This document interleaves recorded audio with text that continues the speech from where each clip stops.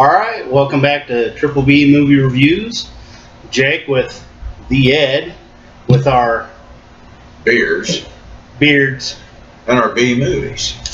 Today we got we got an interesting B movie today, boy. This is called Freaked.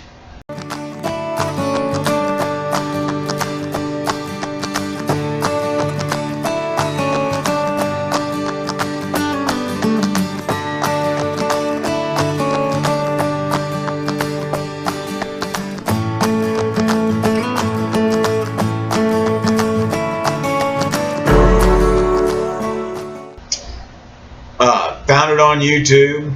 It was just, not a scary movie, but it was just entertaining. It was fun. It's a horror comedy, yeah. Horror comedy all the way. Some people in it you've seen, some actresses and actors. I recognize Randy Quaid. Yeah, I guess also the Laughing Man was recognizable as well. Yes, and so was the woman that was the talk show host. Yes, well, I don't know that I recognize her. I did. But, it's just an odd little movie. This guy's a child star that has run his course, basically. And he's being hired by this company to go promote this fertilizer, which is toxic. And along the way to go do that, they end up with a couple other people, and they end up going to this little freak show where they get captured and turned into freaks. Yeah, down in, is it Puerto Rico they're in? Or no, it was some San Pablo? It was some country that doesn't exist, it's a name you'd never heard. But it was like named after the patron saints of baked goods or some such thing. But that was pretty funny. It was just a cute, lighthearted movie. Had some interesting parts in it, and I enjoyed it. So, what do you think? How'd you like it? Well, in terms of horror, it like I said, it's not very scary. No. It's a comedy horror that leans way towards comedy. Yes. So like good or overall, positives. The practical makeup was entertaining. The what they did to make them freaks.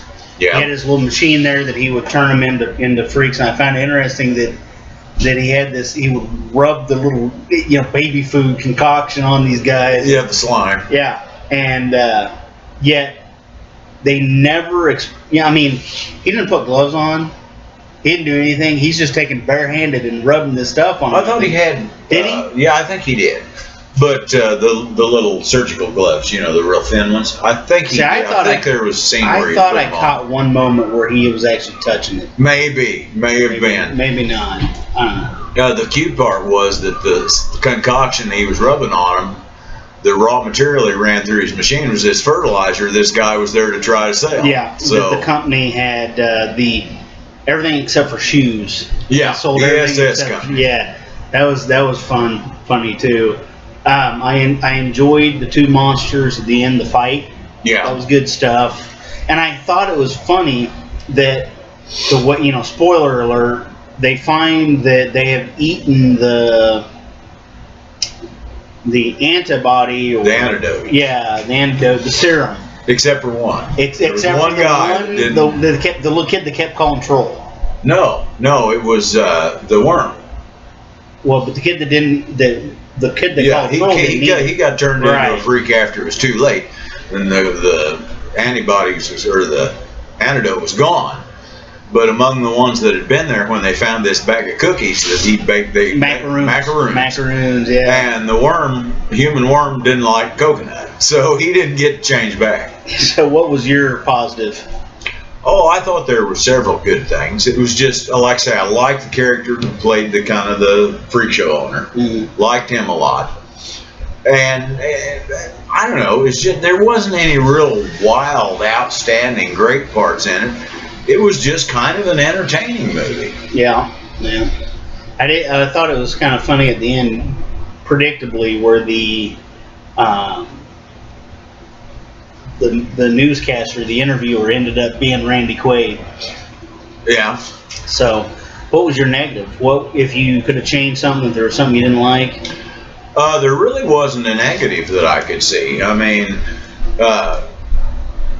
And there were some cute parts you didn't expect, like when they're driving through the woods going down to this place, you started hearing jungle animals. Next thing you heard the little Woody Woodpecker call. Yeah.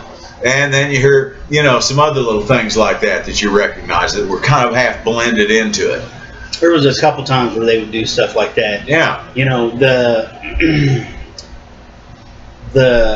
Some of the gags were a little just silly. It was a little slapstick. Silly, yeah. Like when the little wolf character that was in charge. It was the dog boy. Yeah, the dog boy, and he ends up doing the whole, I have a plan to get out, and I'm not going to tell you what it is, and then it ends up being the milkman. Being the same plan this guy accidentally comes up with himself. Another of the freaks that does not end up with the serum. Right. He was chasing a squirrel. Right. So, I thought some of the jokes were a little less than. I didn't like Randy Quaid in it. Really? I thought he didn't. He was like. It was like he was trying to be over the top, but not over the top. And it just, if he had gone all the way, I would have enjoyed it. Or if he played a little more serious, but. And then the little frog guy. It was his little assistant. Yeah, that was. What? No, I kind of liked him too. Toad. Yeah, he was all right. I didn't think... The Laughing Man wasn't developed very much. Well, that turned out to be the guy that was in charge CEO, of the other company. No, I didn't think this was, this was just an entertaining hour and a half. That's all it was. It was one you kids could watch maybe with you or family. Yeah, Corey would like that. That would be right up her alley. It was just a lot of things that come out of Corey as a small child that emulate. Yes. So what's your overall grade?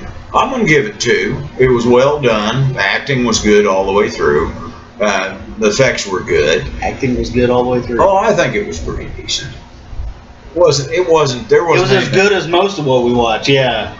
Oh, better than some. But Bigfoot versus Zombies, a shame. Which is, of course, the best movie that we have ever reviewed. It was a wonderful flick. Anyways, I'm going to drop a 1.5. Damn it. For 2 reasons. And I'm going to be honest. The first reason is we've done a lot of 2s. I mean, we're like swimming in a pool of 2 reviews. Maybe we should scale that up some. Yeah, so I'm gonna go with 1.5. The other reason is that it jumped around. Story wasn't as it's a comedy B movie, so you're not gonna get a lot of storyline anyways.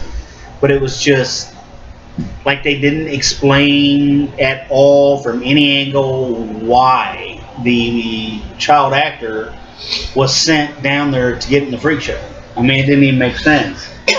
Well, he was now for him like millions of dollars to be the spokesman. Yeah, he did, and I think he just accidentally ended up in the freak show. Well, but then they, like I said, they never went with that. There wasn't a case of the guy saying, "Oh, well, really needed him," but yeah, that would have been a nice thing to throw in.